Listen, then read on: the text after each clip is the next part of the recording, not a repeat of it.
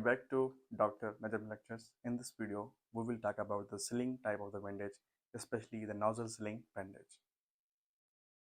A sling type of bandage is a type of bandage which contains the four arms, first, second, third, and fourth. This is the sling type of the bandage. We will apply on the nose, that's why we are calling it the nasal sling bandage.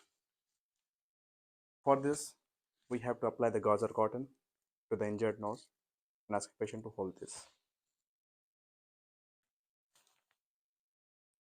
After this, we will apply our bandage, and first we'll make the notch here,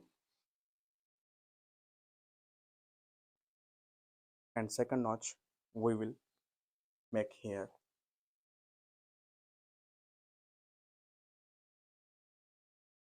This is the complete definition about the nasal sling bandage.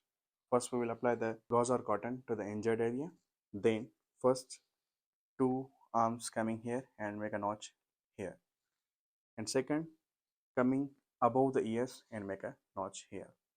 Thank you.